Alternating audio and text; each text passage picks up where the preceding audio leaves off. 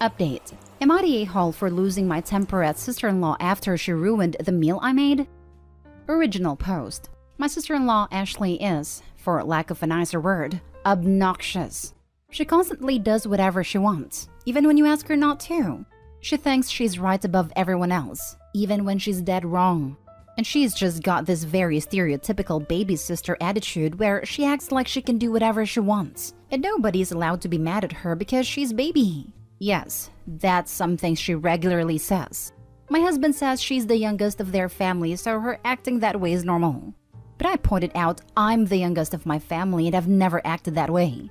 I don't like sister-in-law, but I've been polite and kept a peaceful relationship for my husband's sake. Until today. Today was the first time since 2019 that my husband or I have been able to see our small friend group in person. We all got our shots 2 months ago and decided to meet up finally for dinner. I cooked while our friends either pitched in ingredients, made appetizers, or brought wine. I made pasta ravioli by hand, which was hard. I made enough for me, Hubs, and our friends. But after they arrived and we all caught up, and while I was finishing the food, sister-in-law showed up. She let herself in and greeted everyone happily. They know her and said hi, but I subtly asked Hubs what she was doing here. Turns out he had mentioned the gathering to her, and he guessed she assumed she was invited? I told him to tell her to leave because she can't just invite herself like this. He said that would be humiliating for her and asked if she could stay. I was annoyed, but agreed. Things were fine at the start. I had a few sips of wine to relax and was about to plate everyone's food at a kitchen island to bring it to them, but forgot Parmesan, so went to get it. I heard sister-in-law say she'd help bring the food to the table. I said no thanks and to stay seated. My back was to her and she said something I missed because of the loud clang of a pot hitting the floor. I heard everyone gasp and I closed my eyes. I knew what happened but didn't want to look. When I did, I just started crying. Hours of work splattered on the floor. Sister-in-law said it was okay. It was just some pasta, I'll buy more. I lost it. I called her a stupid witch that ruined the entire dinner because she refuses to listen. She started boo-hooing and I told her to shut up and leave. She ran out crying and I sat down to cry too. Our friends consoled me and Hubs tried to say I went too far, but our friends told him he was an a-hole and sister-in-law was in the wrong. They helped clean and we ordered pizza. But after they left, Hubs and I were flooded with calls from his family saying I was a horrible spoiled brat who made their baby cry over some stupid food. Now I'm just crying and feeling like garbage. Did I go too far? I don't usually get so angry or curse. Am I the a-hole? Edit. Hubs said he understands I'm upset the food was wasted, but he doesn't think my outburst was warranted and was actually kind of extreme. Tomorrow is his off day and I told him he's going to be making the dish like I did, by hand and on his own, and then at the end we'll see if he thinks my outburst was unwarranted. Now for the top comments before reading the updates. Not the a-hole. This incident was the straw that broke the camel's back. I've made stuffed ravioli a few thousand times and it's always difficult and expensive. It's not just pasta. It's hours and hours of planning, prep, and work that she completely dismissed like it didn't matter. Like you don't matter. That was on top of her barging in when she wasn't invited. Frankly, I think she got off light, and so did your husband. He really needs a reality check. His sister's behavior is not normal and has nothing to do with her being the youngest. Enough is enough. I'm the baby of my family, youngest of all my siblings and cousins. So I'm the youngest. And my family would have looked at me like I'd sprouted another head if I'd ever acted even half as bad as my sister-in-law does. It baffled me when I first saw her parents/older siblings act like it was nothing. I'm the youngest in my family as well, and if anything, it's made me act more mature so I could keep up with my older siblings. I hated being referred to as the baby. Not the a-hole. You overreacted in a moment of high temper, but she inserted herself into a dinner uninvited, disregarded the hostess's wishes, and then downplayed her disaster. You had every right to be upset, and she decided to turn the family against you. She's the a-hole. I don't usually flip out like that. I'm very level-headed, but seeing my hours of hard work dumped on the floor just broke me. Since she offered to buy more, hand her an invoice to cover the cost of ingredients plus an hourly charge for how long you spent making them. $50 an hour sounds reasonable, right? Sounds good to me. You never mentioned her actual age? She's 31. Oh geez, you just made my feet curl and cringe. Now first update. Hubs made pasta for the first time today, and it went much like I'd anticipated. He was all confidence and it'll be easy during the first 30 minutes. But towards the end of the first hour, that disappeared as the burn in his arms really set in from making enough dough for almost 60 ravioli.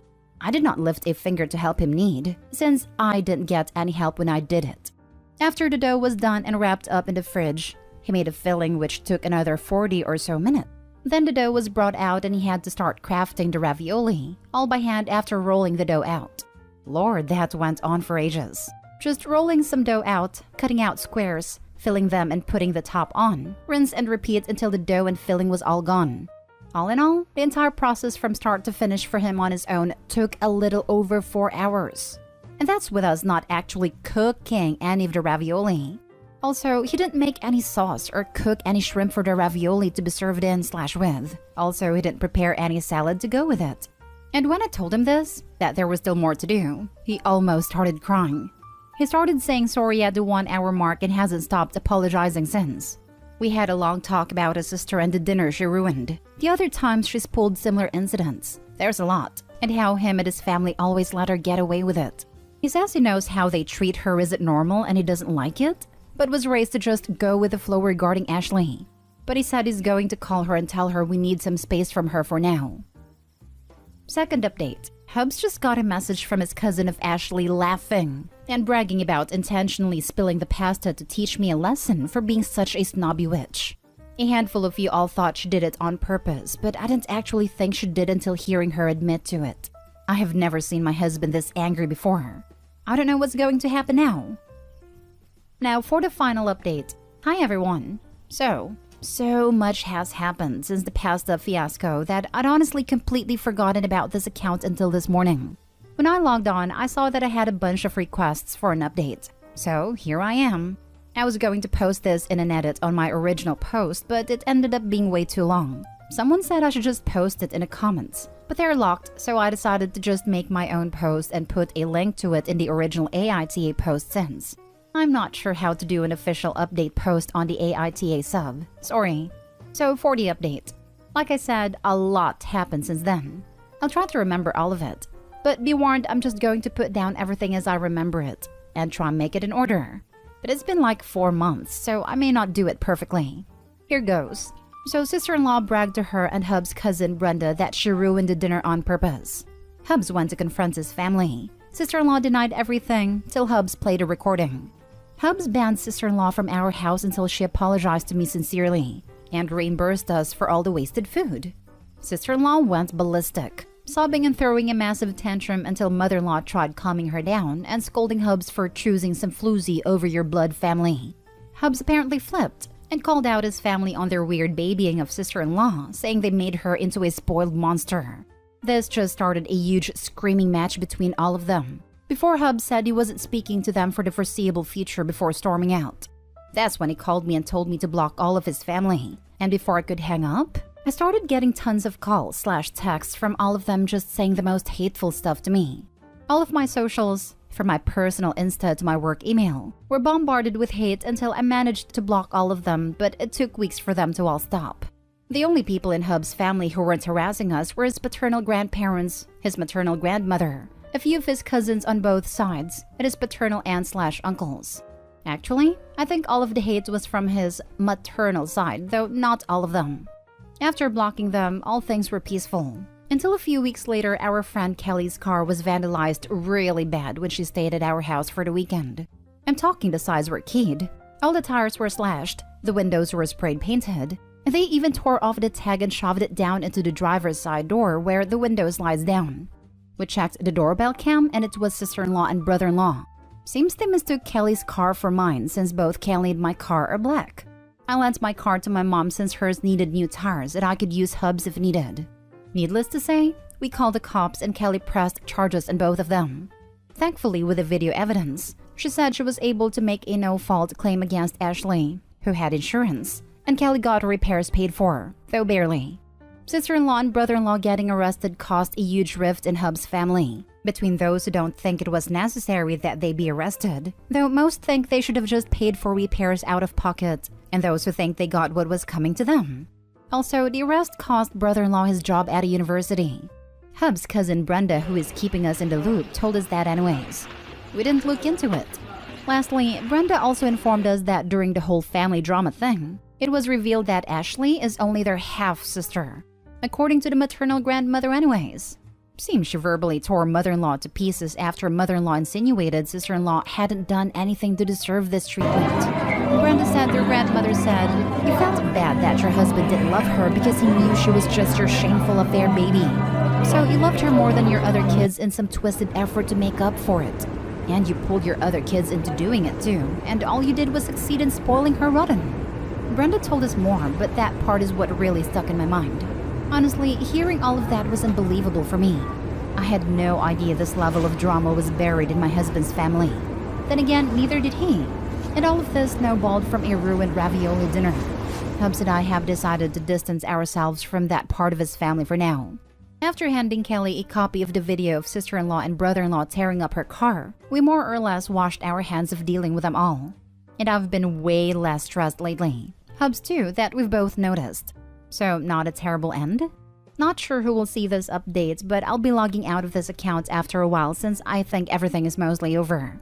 Thanks for reading. And extra thanks for everyone who sent me so many kind messages after my first post. It made me feel a lot better. Wow. Just wow. I figured there would be some drama from sister-in-law, but not her and her own husband nuking their lives like this. I'm sorry that you've had to deal with a soap opera level of drama.